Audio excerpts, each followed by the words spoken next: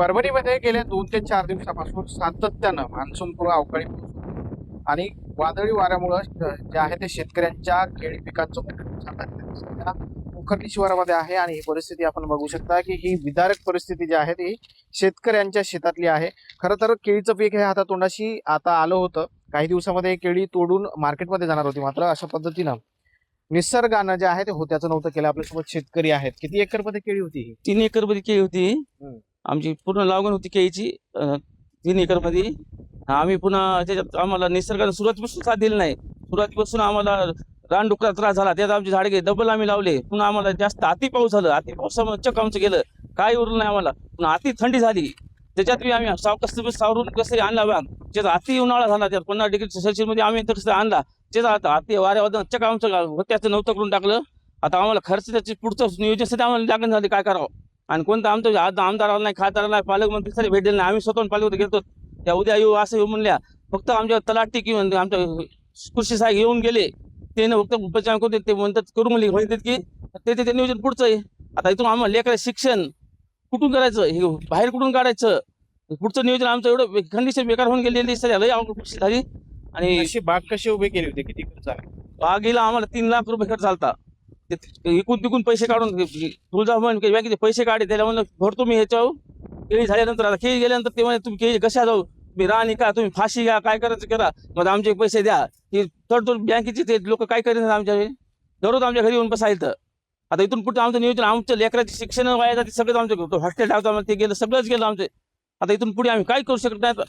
एक तर सरकार कर्जमाफी फसवी झाली, कर्जमाफी आता भरात गेलं आमचा कुठून भरा कर्जमाफी नाही आम्हाला, आमच्या सगळं बँकेचे कर्ज येतं. त्यातून आम्ही कसं सावरून कसं तरी वाटलं, आता पेरणीचे पैसे पाहिजे आम्हाला, तातडीने सरकारने द्यावं एवढी ती सगळ्या. तर भावनिक झालेत. एवढं नुकसान झाल्यानंतर साहजिक आहे की सरकारच्या बाबतीमध्ये त्यांची उदासीनता. काही किती नुकसान झालं?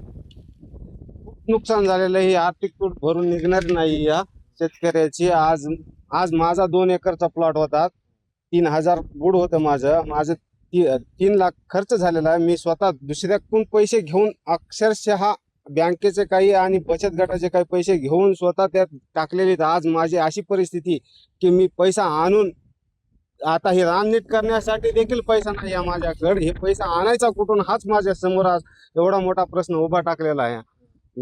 सरकारकडे काय मागणी आहे? सरकारनं तात्काळ मदत करावी, जेवढे जास्त होईल तेवढी मदत करावी. आता ही तर तूट आमची भरून निघणारच नाही. आपण हे बाहेर काढून नवीन पीक घेण्यासाठी तरी शासनानं लवकरात लवकर जेवढी होईल तेवढी मदत द्यायला हवी.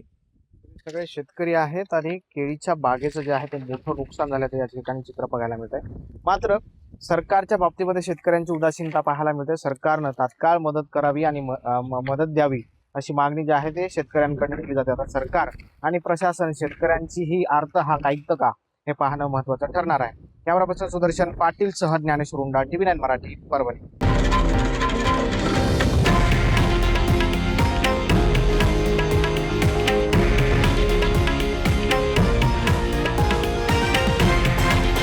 हे आहे देशातील नंबर 1 न्यूज नेटवर्क आणि आपण पाहत आहात TV9 मराठी, एकमेव.